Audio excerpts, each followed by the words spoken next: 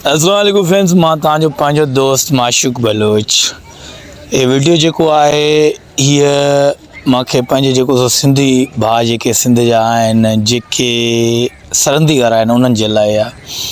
त तव्हांखे हिकिड़ी रिक्वेस्ट आहे त जेके दोस्त आहियो, जेके बारिशनि में जिन्हनि जा घर किरी पिया, जेके घरनि खां दरबदर लॻा पिया आहिनि, मुंहिंजो रिक्वेस्ट इहो ई आहे त तव्हां जेको सो सोशल मीडिया ते वेही पोस्टूं रखण खां बहितर आहे, जेके नौजवान आहियो, जेके सरहंदी वारा आहियो, जेके पुॼी सघो था, उहे हुकूमत जो आसिरो कयो। बिल्कुलु हुकूमत सभिनीनि खे नथो पुॼी सघे, पर तव्हां कोशिशि कयो, हिक ॿिए जी मदद कयो जेको थी सघे। माना घरनि मां बि निकिरो, जेके सरहंदी वारा आहिनि उन्हनि वटि निकिरो, उन्हनि खे चओ बाबा जेको मदद थी थो सघे, जेको बि अलफ़ बे रिली हुजे, हंधु हुजे, विहाणा हुजे, या मतिलबु टेंट हुजे, जेको बि हुजे, हिक ॿिए सां माना पैसनि जे हिसाब किताब सां ग़रीबनि जी इहो ई वक़्तु अथव। तव्हां सिंधी भाउ हिक ॿिए जी मदद कयो, निकिरो घरनि में पोस्टूं रखण सां कुझु बि कोन थींदव। तव्हां भाइर हो, दोस्त हो, हिक ॿिए सां मदद कयो ऐं हिक ॿिए जे लाइ ताक़त बणियो।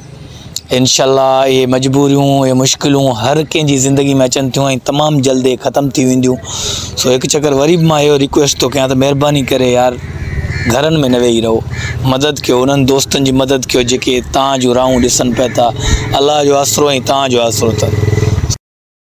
ऐं मां तक़रीबन काफ़ी जॻहियूं अहिड़ियूं ॾिठियूं आहिनि, काफ़ी अहिड़ा रोडनि ते माण्हू ॾिठा अथनि जेके वेठा राहूं पिया था ॾिसनि त यार को असांजो को अहिड़ो माण्हू अचे जेको मदद करे सघे। त असां में ॾिसो न, जेको असां पहुची था सघूं, जिन माण्हुनि सां असां पहुची था सघूं, उहे हिक ॿिए जी मदद करे था सघूं।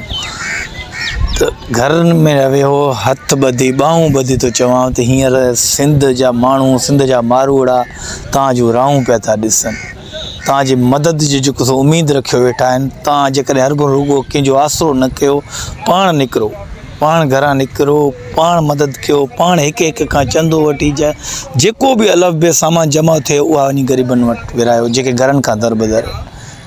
अलाह साईं इन जो एतिरो अजर ॾींदा, तव्हांजी सोच बि न आहे। सो वॾी महिरबानी, थैंक यू।